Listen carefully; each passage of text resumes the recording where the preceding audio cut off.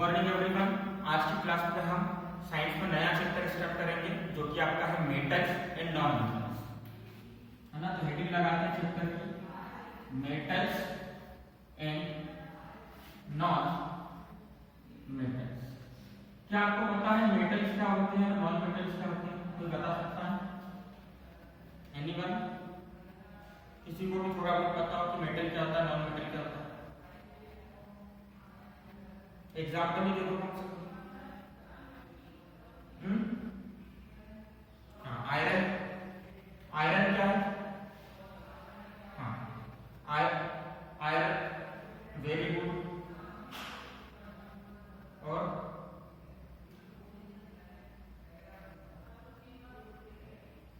Very good. तो देखो metal क्या होते हैं? आयरन, कॉपर, सिल्वर, एल्यूमिनियम, जैसा कि आपने बोला मेटल होते हैं, है ना। और हाइड्रोजन, कार्बन डाइऑक्साइड और, है ना, हाइड्रोजन, कार्बन डाइऑक्साइड, ऑक्सीजन हो गया, नाइट्रोजन हो गई, सबको पता है नॉन मेटल्स होते हैं। तो हमको पता कैसे चला कि हमको कोई सपने में बोल के गया था कि भैया आयरन तो मेटल है और ऑक्सीजन है तो नॉन मेटल है? कुछ डेफिनेशन तो होगी ना इनकी, कुछ प्रॉपर्टी होगी जिससे हमने देखी।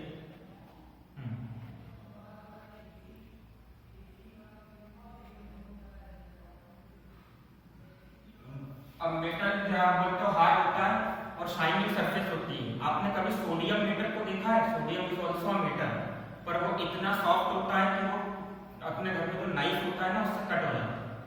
तो यहाँ पर आपकी डेफिनेशन गलत हो गई, है ना। सोडियम मेटल होता है, metal is a good conductor of heat and electricity, ये तो प्रॉपर्टी होगी, ठीक है। पर मेटल के अंदर देखो आपने लेड नाम सुना होगा, एक मेटल होता है लेड। याद करो बीच में मैगी बंद हुई थी कि मैगी के अंदर लेड नाम की चीज पाई जा रही है जो कि जहर जैसा एक करेगी, है ना। तो बैन लग गया था उसके ऊपर। तो लेड मेटल जो होता है वो पुअर कंडक्टर होता है, गुड कंडक्टर नहीं होता। तो यहाँ पर भी आपकी डेफिनेशन थोड़ी सी गलत हो गई। तो देखो सही चीज क्या है उसके बारे में हम डिस्कस करें। तो मेटल्स क्या होते हैं? देखो मेटल मतलब केमिस्ट्री की लैंग्वेज में ऐसे एलिमेंट्स जिनके पास में क्या होते हैं? फ्री इलेक्ट्रॉन होते हैं और जो काफी आसानी से क्या बनाते हैं? पॉजिटिव आयन बनाते हैं। जिनके पास में क्या होते हैं? वापस से रिपीट करेंगे, क्या होते हैं जिनके पास में? फ्री इलेक्ट्रॉन और काफी आसानी, हाँ, और काफी आसानी से क्या बनाएंगे? काफी आसानी से क्या बनाएंगे? Positive ion. अब पॉजिटिव आयन को आज से हम क्या बोलेंगे? पॉजिटिव आयन को आज से हम बोलेंगे केटायन। घर में केट देखी होगी ना आपने, केट मतलब पॉजिटिव केमिस्ट्री में, केटायन, ठीक है। तो डेफिनेशन क्या हो जाएगी मेटल्स की? Elements which is having free electrons, ऐसे एलिमेंट जिसके पास में क्या होते हैं? क्या होते हैं? Free electron. फ्री इलेक्ट्रॉन मतलब वो काफी आसानी से क्या करता है कि अपना इलेक्ट्रॉन को दे दो। एक आधा इलेक्ट्रॉन अपना फ्री में से किसी को भी ले जानी है। तो element which is having free electrons and can form positive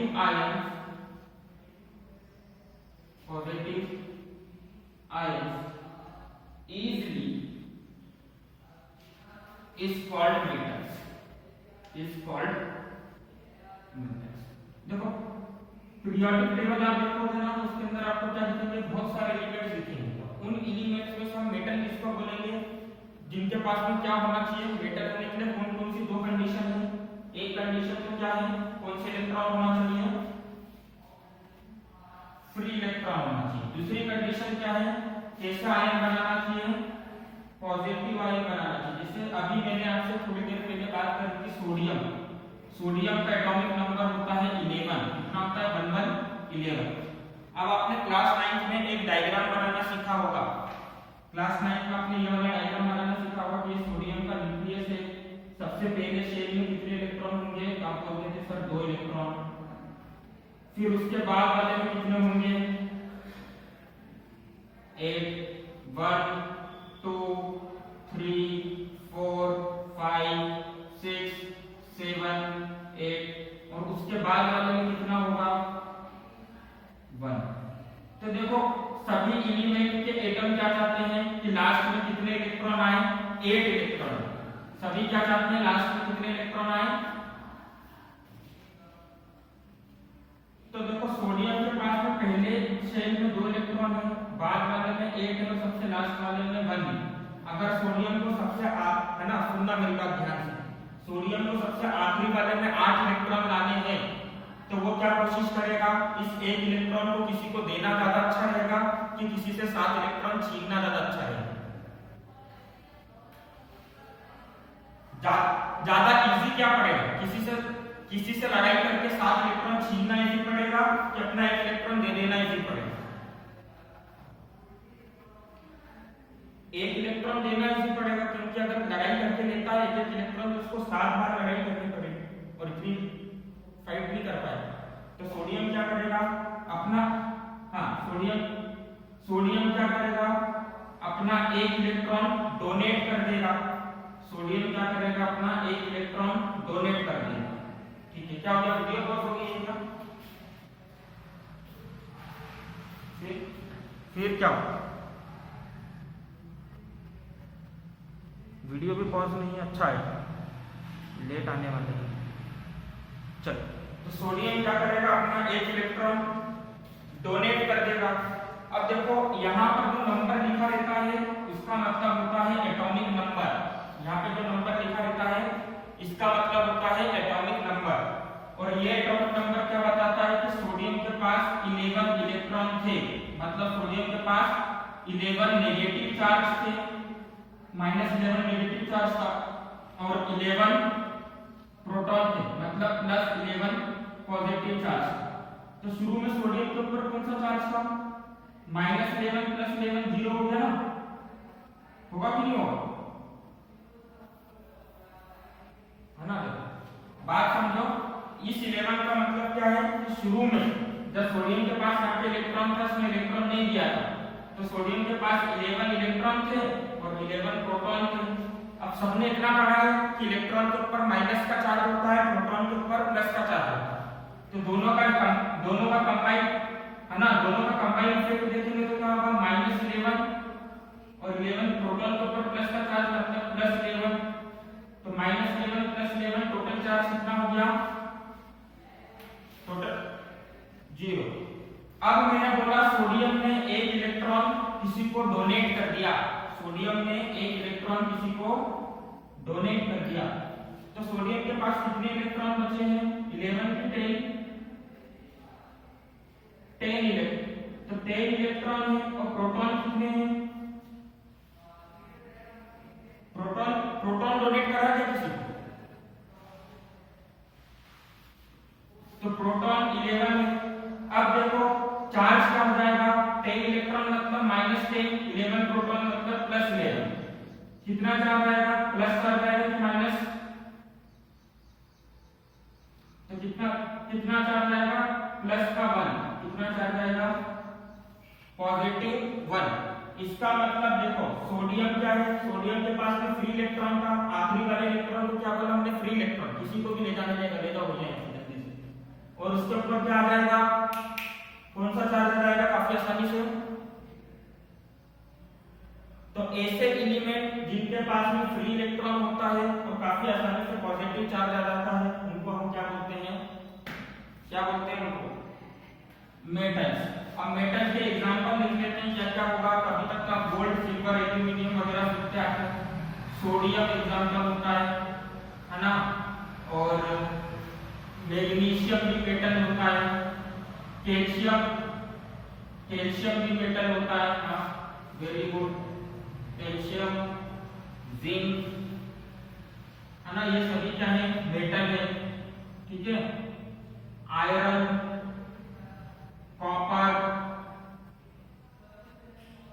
निकल, एल्यूमिनियम, सिल्वर, गोल्ड, सबको पता है, तो मैंने इसलिए ज्यादा लिखा नहीं, ठीक है, आगे बात समझ में क्लियर है सबको? अब मेटल की डेफिनेशन भूलेंगे तो नहीं कोई भी, क्या होता है मेटल, एक बार जरा रीड करके बताओ, क्या होता है मेटल,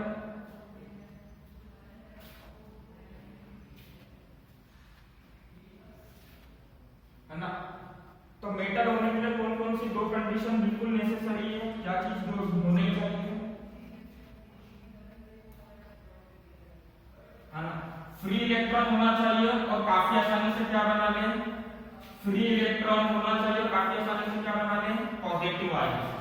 ठीक है, लिख लिया सबने, रफ कर दूं। अब देखो, हम साइंस में कोई भी चीज पढ़ते हैं, किसी भी चीज के बारे में पढ़ते हैं तो उसकी स्टडी कैसे करते हैं, पहले हमने उसकी डेफिनेशन पढ़ी, फिर हम उसकी फिजिकल प्रॉपर्टी पढ़ेंगे कि दिखने में कैसा है, मजबूत है, कमजोर है, कैसा है ना, सॉलिड स्टेट में, लिक्विड स्टेट में, ये चीज पढ़ेंगे।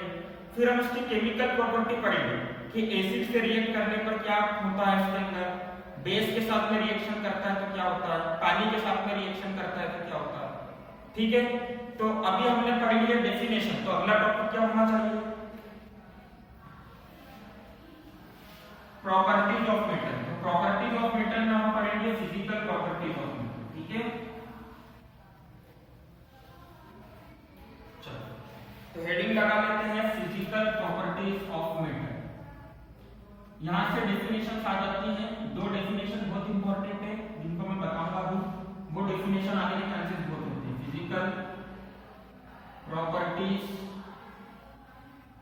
ऑफ मेटल्स, मेटल्स की फिजिकल प्रॉपर्टीज। तो मेटल की फिजिकल प्रॉपर्टीज के अंदर हम बात करते हैं, है ना, तो जनरली जितने भी मेटल होते हैं, जनरली बहुत सारे जितने भी मेटल होते हैं सब क्या होते हैं, सॉलिड स्टेट में होते हैं, सिर्फ एक मेटल को छोड़कर। कौन से मेटल को छोड़ के, आपने सभी ने देखा उस मेटल को, ऐसा कौन सा मेटल है जो लिक्विड स्टेट, हाँ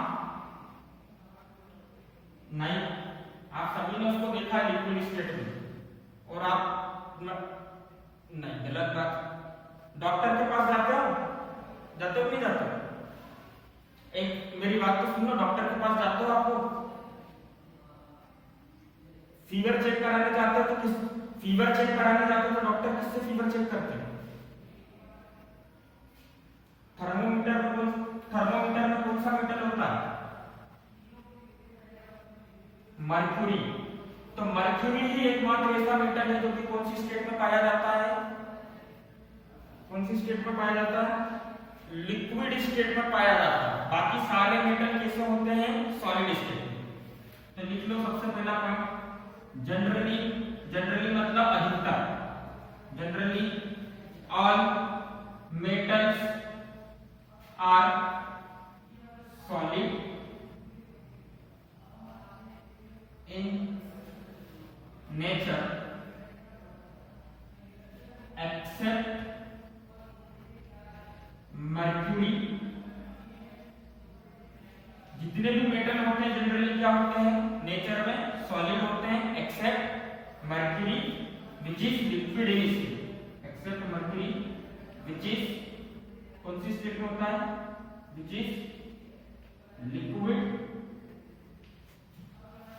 इन स्टेट। अच्छा, ये पॉइंट लिखने के पहले ऊपर इसकी थोड़ा हेडिंग भी तो देना चाहिए ना, इसके ऊपर हेडिंग क्या होती है, फिजिकल स्टेट। कौन सी state, physical state. Physical state मतलब दिखता कैसा, सॉलिड स्टेट में होता है, लिक्विड स्टेट में होता है या गैसियस स्टेट में। कोई भी मेटल गैसियस स्टेट में होता है ना। तो generally all metals are solid in nature except mercury which is liquid in state. ठीक है, पहला पॉइंट समझ में आ गया।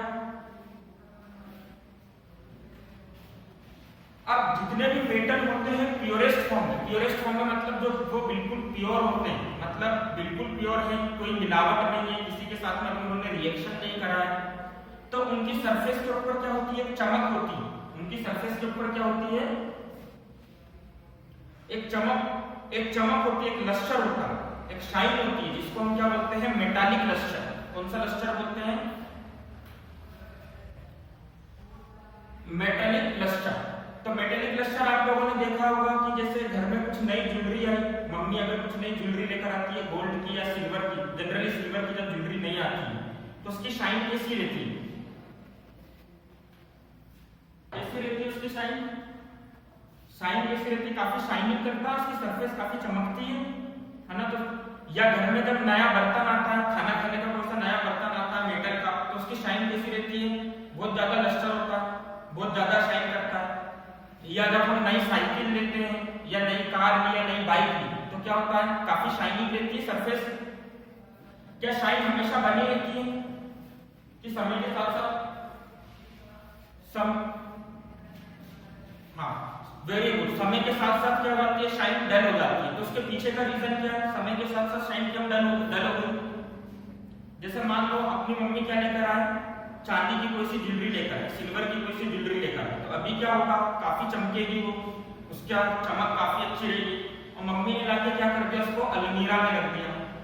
अब अलमीरा से उसको निकाला, कुछ लंबे समय बाद 4-5 साल बाद निकाला, तो उसकी शाइन थोड़ी सी डल हो गई। क्यों, अलमारी के अंदर कुछ हो गया क्या उसको, किसकी वजह से, हाँ, रिएक्शन की वजह से। तो रिएक्शन किसके साथ, अलमारी के, हाँ देखो देखो चैप्टर फर्स्ट में अपन ने पढ़ी थी एक रिएक्शन ऑक्सीडेशन। चैप्टर फर्स्ट में हमने रिएक्शन पढ़ा था ऑक्सीडेशन, एडिशन ऑफ ऑक्सीजन। तो जो हमने अलमारी में सिल्वर रखा Ag और अलमारी के अंदर ऑक्सीजन तो सब दूर है, तो अलमारी के अंदर ऑक्सीजन भी डाल रखा, उस ऑक्सीजन ने सिल्वर के साथ में रिएक्शन कर ली, क्या बना लिया, सिल्वर ऑक्साइड। जिस वजह से जो हमारी चांदी की ज्वेलरी थी उसकी सरफेस कैसी हो गई, थोड़ी सी ब्लैक ब्लैक हो गई। अब मम्मी लेकर जाएंगे उसको सुनार के पास, और जो ज्वेलर होगा वो क्या करेगा, इस सिल्वर ऑक्साइड की लेयर को हटा देगा, तो वापस से क्या हो जाएगी, वो चमकने लगेगी। क्लियर है सबको। सिमिलरली जो हम बाइक लेते हैं, तो बाइक की सरफेस पे भी क्या होता है, ऑक्सीजन रहता है, एटमॉस्फेयर में मॉइस्चर है, ऑक्सीजन है, रिएक्ट करेगा तो टाइम के साथ साथ उसकी शाइन क्या हो जाएगी, डल हो जाएगी। ठीक है, तो लिखो metals in their pure state, pure state मतलब प्योरेस्ट फॉर्म, जब किसी के साथ में कोई इम्प्योरिटी नहीं मिली, metal in their pure state है शाइनिंग सरफेस। कैसी सरफेस होती है, shining surface. metals in their pure state have shining surface. This property of metal is known as, this property of metals is known as metallic luster, is known as metallic luster। समझ गए, lustre मतलब चमक, lustre का मतलब क्या होता है, चमक। तो metal in their pure state मतलब जब मेटल प्योर स्टेट में होते हैं तो उनके पास क्या होती है, shining surface. Metal in their pure state have shining surface. This property of metals is known as metallic lustre. लिख लो उसको।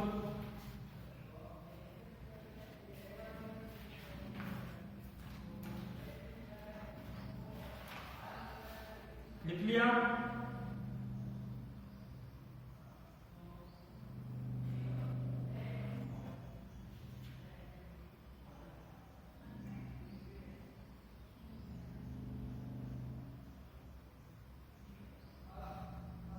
लिख लो तो जल्दी से बता देना, फिर दूसरी प्रॉपर्टीज को डिस्कस करेंगे।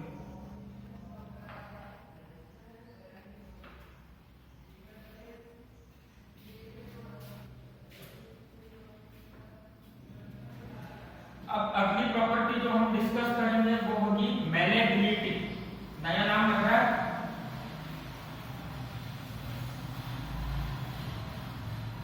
ना, क्या होता है मैलेबिलिटी, किसी को आइडिया है? नहीं, मेल्टिंग पॉइंट हो गई, मैलेबिलिटी मतलब मेल्टिंग पॉइंट बात करते हैं। मैलेबिलिटी,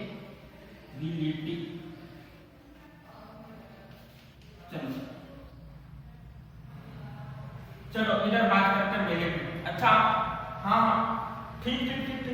चलो अभी राखी का फेस्टिवल गया, राखी के फेस्टिवल पर आपने क्या देखा, मिठाई रखी हुई है, जैसे काजू कतली वगैरह देखते हो तो उसके ऊपर क्या रहती है, सिल्वर की ऐसी परत चढ़ी रहती है ऐसी परत, पतली सी लेयर चढ़ी रहती।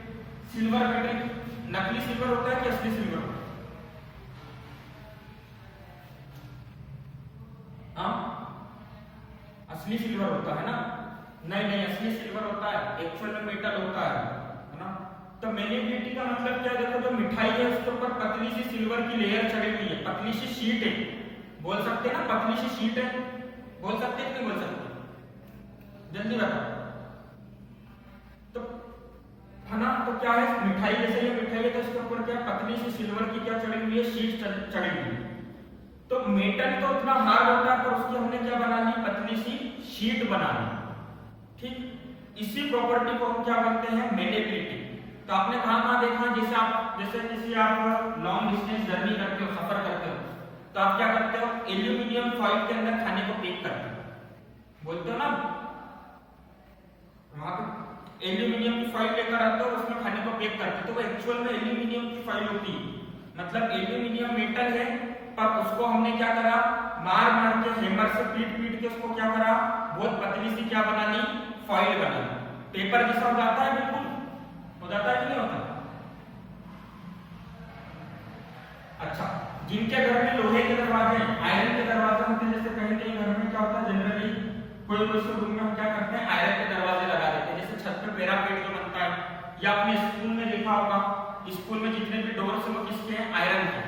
तो आयरन का डोर कैसे बना, आयरन तो रॉड के फॉर्म में होता है जनरली, आप सोचते हो, नहीं, ऐसा जरूरी नहीं कि आयरन रॉड के फॉर्म में। आयरन को क्या करा हमने, हैमर से पीट के क्या करा, पतली सी शीट बनाई।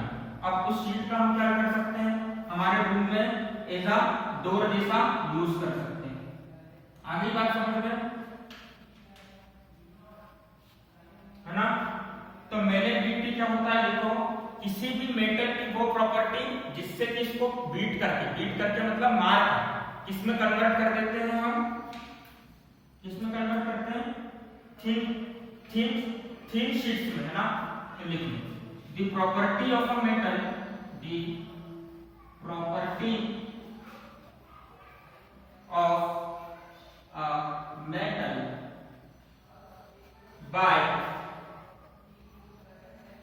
virtue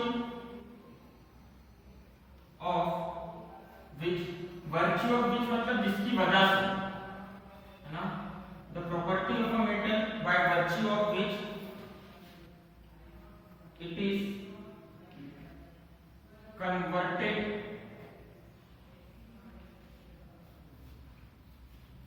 into thin sheets is called malleability. Metal की वो प्रॉपर्टी जिसकी वजह से हम मेटल को किस में कन्वर्ट कर सकते हैं, पतली शीट्स में कन्वर्ट कर सकते हैं, उसको हम क्या बोलते हैं, मैलिएबिलिटी। आपने देखा होगा मार्केट में टिन शेड मिलती है, लोहे की चादर मिलती है, जो कि घरों में पहले जब ये कंक्रीट वाली छत में डलती थी तो वो वाली छत डलती थी। तो कौन सी प्रॉपर्टी की वजह से पॉसिबल है वो, कौन सी प्रॉपर्टी की वजह से, मैलिएबिलिटी की वजह से, ठीक है? क्लियर है सबको?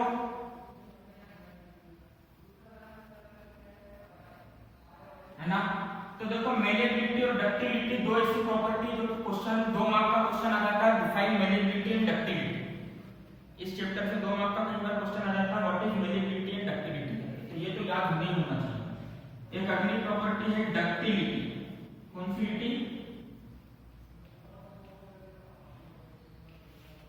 आप लोगों ने देखा होगा जो ज्वेलर्स होते हैं वो क्या करते हैं, सोने से क्या बनाते हैं, नेकलेस बनाते हैं। तो सोने को क्या करते हैं, वो पतले वायर के फॉर्म में खींचते हैं, या आपने देखा होगा सोने की चेन बनती है, देखा है ना सबने सोने की चेन, वो तो सबने देखा होगा, है ना? तो सोने की चेन कैसे बनाएंगे वो लोग, मेटल को क्या करेंगे, खींचेंगे, पतला वायर बनाएंगे। या आप देखते हो कि जो हमारे घर में ये जो इलेक्ट्रिक वायर होते हैं, ये वायर किसके होते हैं, कॉपर के। कॉपर क्या होता है, मेटल होता है कि नहीं होता? तो यार कॉपर तो मतलब मेटल है, उसको खींच के इतना बड़ा वायर बना दिया, कैसे पॉसिबल है? क्योंकि मेटल की प्रॉपर्टी प्रॉपर्टी। तो मेटल की बहुत सारी प्रॉपर्टी में से प्रॉपर्टी क्या है कि आप किसी भी मेटल को खींचकर क्या कर सकते हो, पतले और लंबे वायर के फॉर्म में कन्वर्ट कर सकते हो। किसमें कन्वर्ट कर सकते हो, किसमें पतले और लंबे वायर के फॉर्म में कन्वर्ट कर सकते हो। अब ये डिपेंड करेगा, कोई सा मेटल ज्यादा खिंचाएगा, कोई सा मेटल कम खिंचाएगा। जैसे कॉपर है तो कॉपर ज्यादा खिंचा जाता है, हम कॉपर को इलेक्ट्रिक वायर के फॉर्म में यूज करते हैं। आयरन है थोड़ा कम खिंचाएगा, तो आपने कभी नहीं देखा होगा कि आयरन का वायर मार्केट में मिल रहा है। ठीक है, क्लियर है सबको, है ना। अच्छा, सबसे ज्यादा डक्टाइल मेटल कौन सा, अगर आपसे वन वर्ड में पूछा जाता है तो हमको आंसर लिखना है गोल्ड। हाँ, क्यों गोल्ड डक्टाइल है, क्योंकि गोल्ड का 1 ग्राम को आप 2 किलोमीटर तक क्या कर सकते हो, खींच सकते हो। 1 ग्राम ऑफ गोल्ड को कितना स्ट्रेच कर सकते हो, कितना लंबा वायर बना सकते हो 1 ग्राम गोल्ड से। 1 ग्राम गोल्ड से, हाँ 1 ग्राम गोल्ड से आप 2 किलोमीटर लंबा वायर बना सकते हो। तो सबसे ज्यादा डक्टाइल कौन सा मेटल होता है, गोल्ड होता है। तब आपका क्वेश्चन होना चाहिए, सर अगर गोल्ड सबसे ज्यादा डक्टाइल होता है तो हम गोल्ड के वायर क्यों नहीं यूज करते हैं यहाँ पर। तो गोल्ड क्या होता है, कॉस्टली होता है, पहली चीज, है ना, कॉस्टली होता है ना, गोल्ड की सस्ता होता है ना, वही कॉस्टली होता है। दूसरी चीज, जब आप गोल्ड को 1 ग्राम गोल्ड को खींच के 2 किलोमीटर लंबा वायर बनाओगे तो वो वायर बहुत पतला बनेगा। बहुत पतला बनेगा तो ज्यादा, अगर एकदम से ज्यादा करंट पास कराएंगे उसमें से तो वो वायर क्या हो जाएगा, टूट जाएगा, है ना। तो इसलिए हम गोल्ड का यूज नहीं करते हैं इलेक्ट्रिसिटी के, है ना, वायर में। चलो, तो डक्टिलिटी क्या हो जाएगी, डक्टिलिटी की भी डेफिनेशन हम ऐसे लिखेंगे, the property of a metal by virtue of which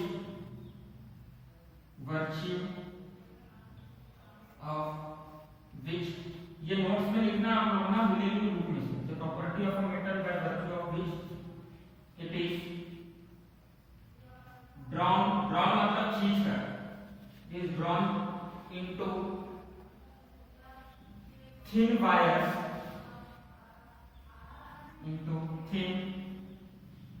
wires is called ductility. The property of a metal by virtue of which it is drawn into thin wires is called ductility. Gold is the most ductile metal. Which is the most ductile metal? कौन सा metal सबसे ज्यादा ductile है, gold. तो gold is the most ductile metal, gold is the most ductile metal. और ऐसा क्यों बोल रहे हैं हम, क्योंकि हमको पता है 1 किलोमीटर गोल्ड कितना स्ट्रेच हो सकता, सॉरी 1 ग्राम गोल्ड कितना स्ट्रेच हो सकता है, 2 किलोमीटर, 2 मीटर 2 किलोमीटर। ठीक है, चलो अगली प्रॉपर्टी है सोनोरस। तो ये बुक में शायद हमने आपको सोनोरस का मतलब होता है, आप लोग मंदिर गए हो तो मंदिर में, है ना, मंदिर में क्या होता है, जो घंटी रहती है वो किससे बनी हुई रहती है, मेटल से। आप जिसे घंटी को बजाते हो तो कैसा साउंड आता है, मेटालिक साउंड आता है ना, कैसा साउंड आता है। जब भी आप घंटी को क्या करते हो, बजाते हो, तो कैसा साउंड आता है, साउंड प्रोड्यूस होता है अच्छा सा। उस साउंड को प्रोड्यूस करने की प्रॉपर्टी को हम क्या बोलते हैं, सोनोरस बोलते हैं। क्या बोलते हैं, सोनोरस। तो लिख लो द प्रॉपर्टी, है ना, the property of a metal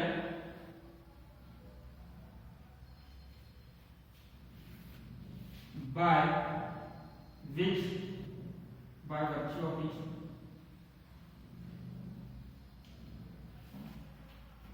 which it produce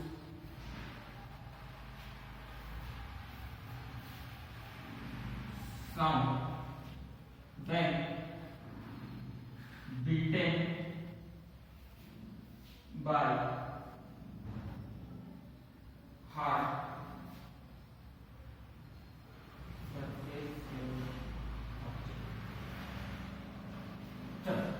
तो मंदिर में क्या होता है, जो ऐसा घंटी जैसा स्ट्रक्चर होता है उसके बीच में क्या रहता है, वो लकड़ी वाला पोर्शन लगा हुआ रहता है। तो जैसे आप उसको क्या करते हो, उसे बजाते हो, तो क्या होता है, वो लकड़ी वाला पोर्शन मेटल से जाकर टकराता है। तो हार्ड सरफेस जब भी मेटल से टकराएगी तो क्या प्रोड्यूस होगा, साउंड है ना। उसी साउंड को हम क्या करते हैं, सोनोरस। अब जितने भी है ना, अब जितने भी मेटल होते हैं वो क्या होते हैं, गुड कंडक्टर होते हैं हीट एंड इलेक्ट्रिसिटी के, except lead is a poor conductor, है ना। तो लिख लो, generally all metals are good conductor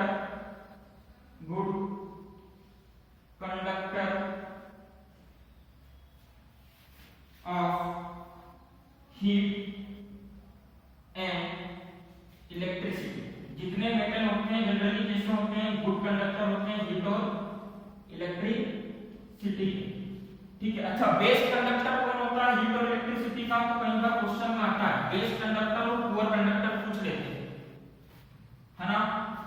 नहीं, बेस्ट कंडक्टर कौन होता है, best conductor of heat and electricity is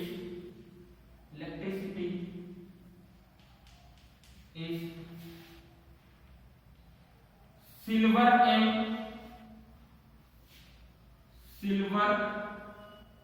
and copper. ये दोनों क्या होते हैं, बेस्ट कंडक्टर होते हैं हीट एंड इलेक्ट्रिसिटी। तो हमारे घर में जो वायर बनता है वो कॉपर, है ना। हमारे घर में जो वायर बनता है किसका आता है, कॉपर का आता है। क्यों आता है, क्योंकि सिल्वर कॉस्टली है, बेस्ट है तो क्या हुआ, सिल्वर कॉस्टली है, पर कॉपर बेस्ट भी है और सस्ता भी है, इसलिए हम किसके वायर यूज करते हैं, कॉपर के। पुअर कंडक्टर कौन होता है हीट एंड इलेक्ट्रिसिटी का, तो पुअर कंडक्टर लिख लो, पुअर कंडक्टर होता है लेड, है ना। ये वही लेड है जिसकी वजह से मेरी के ऊपर पेन लगा,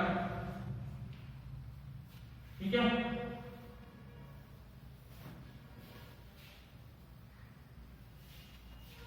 लास्ट प्रॉपर्टी लिख लो, जितने भी मेटल होते हैं चीज बताओ। जैसा आयरन है, इसको आप क्या करोगे, मेल्ट करना चाहोगे या बॉईल करना चाहोगे, तो जल्दी से मेल्ट और बॉईल हो जाएगा, ज्यादा टाइम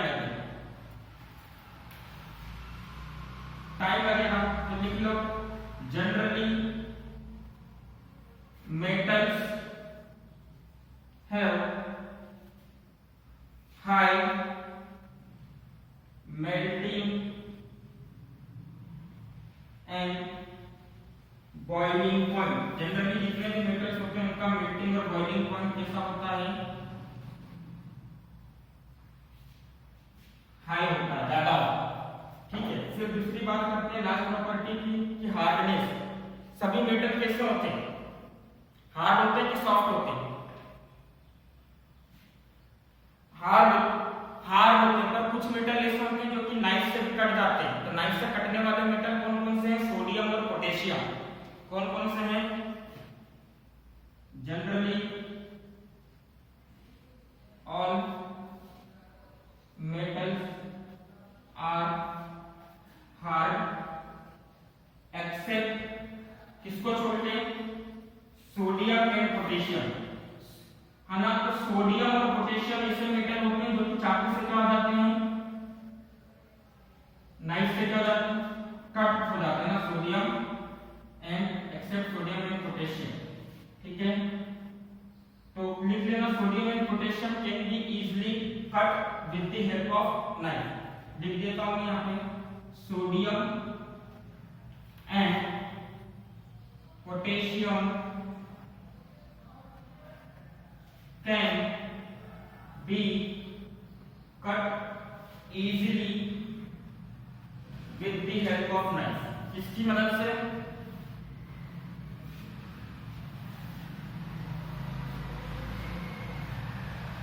with the